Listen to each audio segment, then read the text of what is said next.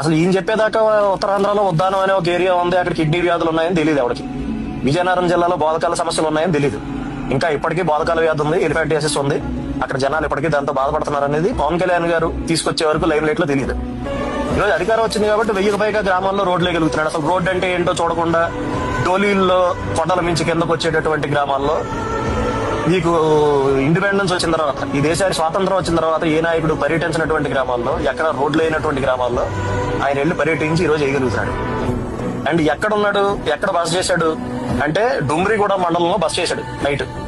సరే ఈ డుమ్రిగూడ మండలం ఏంటి అంటే మీకు అసలు గుర్తుండుంటే 2018లో ఎమ్మెల్యే గారైన కిడారి సర్వేశ్వరరావు గారిని, తర్వాత తెలుగుదేశం పార్టీకి అక్కడ లోకల్ లీడర్ అయినటువంటి శివేరి సోము గారిని, వీళ్ళిద్దరిని కూడా మావోయిస్టులు కాల్చి చంపేశారు.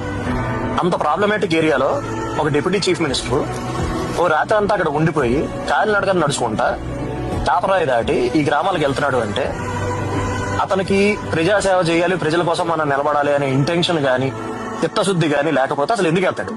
ఒక గర్భిణీ స్త్రీ ఉంది అంటే డోలీ కట్టి తీసుకురావాలండి. దారిలో డెలివరీ, మార్గ మధ్యలో డెలివరీ అయిపోతుంది. తల్లి బిడ్డ క్షేమంగా ఉంటారో లేదో తెలియదు. ఎవరికైనా చిన్న జబ్బు చేసిందంటే అతన్ని 2 మనుషులు మోసుకుంటూ రావాలి. ఇంకా మనం బతుకుతున్న ఇలాంటి సమాజంలో విశాఖపట్నం లాంటి మన రాష్ట్రంలోనే అతిపెద్ద సిటీకి దగ్గరలో ఉన్నారు ఈ జనాలు. వాళ్ళకి రోడ్డు వేయడం, మన వీధిలో రోడ్డు వేయడం ఒకటి కాదు, మీరు గుర్తుపెట్టుకోండి.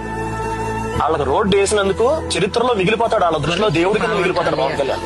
నీకు నమస్కారం బాబు, దండం పెట్టు. ఇంకో 50 ఏళ్ళ తర్వాత అయినా సరే ఎవడైనా వెళ్ళినప్పుడు చెప్తారు వాళ్ళు, ఎవడేసాడు రోడ్డు ఉండేవాడండి, ఆయన వేసాడు రోడ్డు అని చెప్తారు. ఇది వాళ్ళకి జీవితం. వాళ్ళకి అంత గొప్ప పని చేస్తున్నాడు కాబట్టి దయచేసి వీలైనంత వరకు మీకు ఎంత చేతనైతే అంత పబ్లిసైజ్ చేయండి. ఎందుకంటే అతను ఏం చేస్తున్నాడో చూపించే మీడియా లేదు, సెలెక్టివ్ గా చూపిస్తుంది. 7ంటికి స్టూడెంట్ సెంటర్ లో ఉండాలరా అంటే 8:40కి వచ్చిన పవన్ కళ్యాణ్ మీద 10 మంది తోసేస్తే అది చూపించే మీడియా ఉంది తప్ప 70 ఏళ్ల నుంచి రోడ్లు లేని గ్రామాలకు రోడ్లు వేస్తున్నాడు పవన్ కళ్యాణ్ బ్యాన్ రైట్ రాసే మీడియా లేదు. ఆయనకున్న మీడియా మీరే.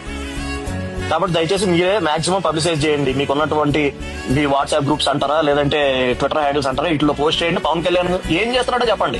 అతను చెయ్యింది ఏం చెప్పక్కర్లా, అతను చేసేదే చెప్పండి. ఎందుకంటే నిజంగా గొప్ప పని చేస్తున్నాడు. 5 సంవత్సరాల్లో ప్రభుత్వం 90 కోట్లు ఖర్చు పెట్టిందండి వాళ్ళ రోడ్ల మీద. ఈ రోజు పవన్ కళ్యాణ్ ఎంత శాంక్షన్ చేశాడు? ఇది చెప్పండి చాలు. మనం చెయ్యింది ఏం చెప్పుకోకర్లే, బాగా ఊదుకోకర్లే, ఫేక్ న్యూస్ లో ఫాస్ట్ ప్రాపగాండాలు చేయక్కర్లే. మనం చేసేది చెప్పుకుంటారా బాబు అంటున్నా అంతే.